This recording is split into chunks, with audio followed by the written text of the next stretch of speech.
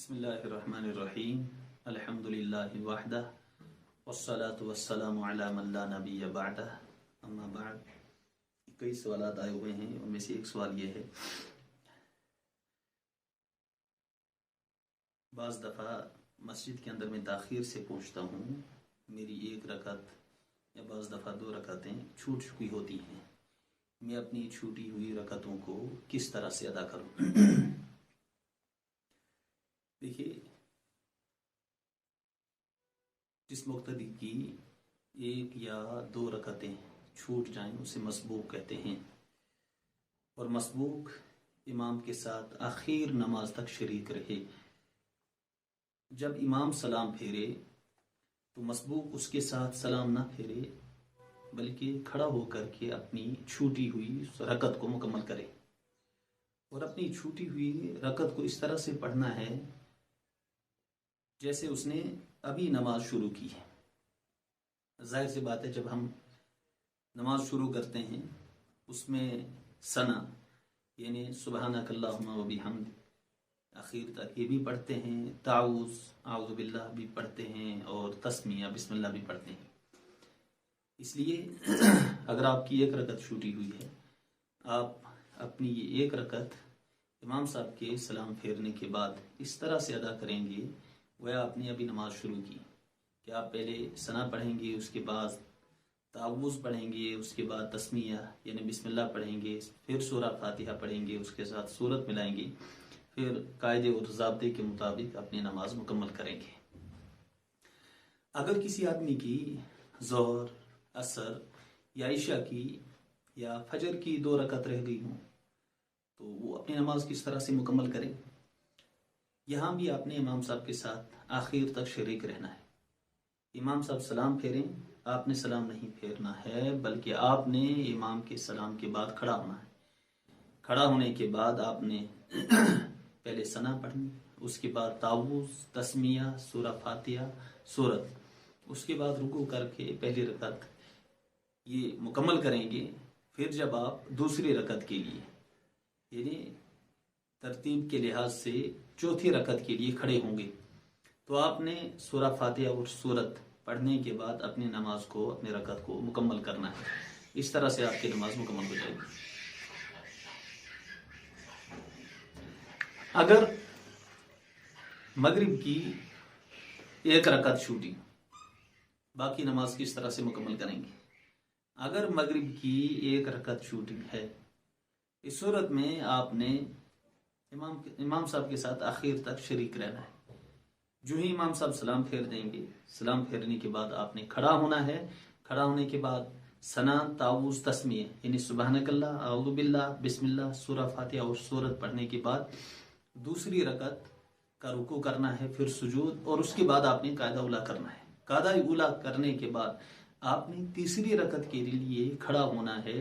تیسری رکعت میں پہلے آپ سورہ فاتحہ پڑھیں گے، اس کے بعد اس کے ساتھ کچھ سورت ملائیں گے، پھر آپ نے ضابطے اور قاعدے کے مطابق اپنی تیسری رکعت مکمل کر کے سلام پھیر دینا ہے۔ اگر مسبوق یعنی جس کی 1 یا کئی رکعتیں چھوٹی ہوئی ہیں، امام کے سلام پھیرتے ہی کھڑا ہو گیا اور امام نے سجدہ سہو کیا، اس صورت میں مسبوق کیا کرے؟ مسبوق نے فوراً لوٹ آنا ہے۔ لوٹ آنے کے بعد یہ بھی امام صاحب کے ساتھ سجدہ سہو میں شریک ہو جائے، پھر جب امام صاحب سلام پھیرے یہ اپنی کھڑا ہو کر کے اپنی نماز کو مکمل کر دیں۔ ایک مسئلہ یہ آیا ہے کہ اگر مسبوق نے امام کے ساتھ سلام پھیرا ہے تو کیا اس پر سجدہ سہو لازم ہے یا نہیں؟ دیکھیے، یہاں 2-3 چیزیں ہیں، ان کو ذہن میں رکھیں۔ اگر مسبوق نے امام سے پہلے لفظ السلام کہہ دیا یا امام کے ساتھ ساتھ کہا، غور سے سنیں، اگر مسبوق نے جس کے 1 یا 2 رکعتیں یا کئی رکعتیں چھوٹی ہوئی ہیں، امام سے پہلے السلام کہا یا امام کے ساتھ کہا، تو چونکہ ابھی تک وہ مقتدی ہے، اس لیے اس سہو کی صورت میں اس سلام کی وجہ سے اس پر سجدہ سہو لازم نہیں ہوگا۔ مسبوق جس کی 1 رکعت چھوٹی ہوئی، اس نے امام سے پہلے السلام کہا یا امام کے ساتھ السلام کہا، تو ابھی تک چونکہ مقتدی ہے، اس لیے ساو کی صورت میں سلام کی وجہ سے اس پر سجدہ سہو لازم نہیں ہوگا۔ اور اگر اس نے، اور یہ صورت بہت شاذ و نادر ہے، بہت کم یہ صورت پائی جاتی ہے، بہت ہی کم، اور اگر اس نے امام کے بعد اپنا سلام پھیرا، یعنی امام نے اپنا سلام مسبوق سے پہلے مکمل کر لیا، اگر اس نے اپنا سلام امام کے سلام کے بعد پھیرا، یعنی امام نے اپنا سلام مسبوق سے پہلے مکمل کر دیا، تو چونکہ اصح قول کے مطابق پہلے سلام میں لفظ سلام سے، لفظ السلام سے ابتدا ختم ہو جاتی ہے۔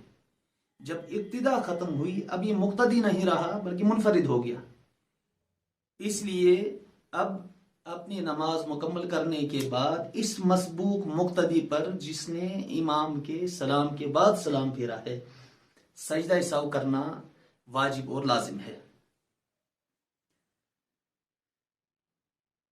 اور اگر مسبوق نے، یہ بھی ذہن میں رکھیں، جان بوجھ کر کے سلام پھیر دیا، یہ جانتے ہوئے کہ ابھی میری ایک یا کئی رکعتیں باقی ہیں، تو چونکہ یہ درمیان میں جان بوجھ کر نماز میں سلام پھیرنا پایا گیا، اس لیے اس کی نماز فاسد ہو جائے گی۔ اب نماز از سر نو لوٹانی ہے، دوبارہ سے پڑھنی ہے۔ اب چاہے جان بوجھ کر یہ امام سے پہلے سلام پھیرے، یا امام کے ساتھ سلام پھیرے، یا امام کے بعد سلام پھیرے، اس کی نماز فاسد ہو جائے گی۔ تو اچھی طرح سے ذہن میں رہنا چاہیے کہ مسبوق مقتدی اگر امام سے پہلے سلام پھیر دے، اس صورت میں بھی اس پر سجدہ سہو لازم نہیں۔ اگر امام کے لفظ سلام کے ساتھ سلام پھیرے، اس صورت میں بھی اس پر سجدہ سہو لازم نہیں۔ اگر اس مسبوق مقتدی نے امام کے سلام کے بعد سلام پھیر دیا، اس صورت میں اس پر سجدہ سہو کرنا لازم ہوگا، اس لیے کہ اب یہ مقتدی نہیں رہا بلکہ منفرد رہا، اور منفرد ہونے کی وجہ سے اب اس پر سجدہ سہو کرنا لازم ہوگا۔ اچھا، مسبوق نے اگر اتحیات کے بعد، یعنی جس کی ایک رکعت یا دو رکعتیں چھوٹ گئی تھیں، اس نے اتحیات کے بعد درود شریف پڑھ دیا، دعا بھی پڑھ دی،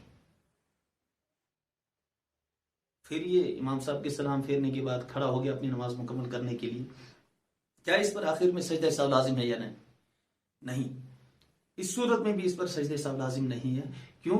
اس لیے کہ اس نے جو درود پاک پڑھا ہے، یہ اس نے منفرد ہونے کی حیثیت سے نہیں پڑھا ہے بلکہ مقتدی ہونے کی حیثیت سے پڑھا ہے، اور مقتدی پر اگر کسی چیز کی وجہ سے سہو لازم آ جائے تو اس پر سہو کرنا لازم نہیں ہے۔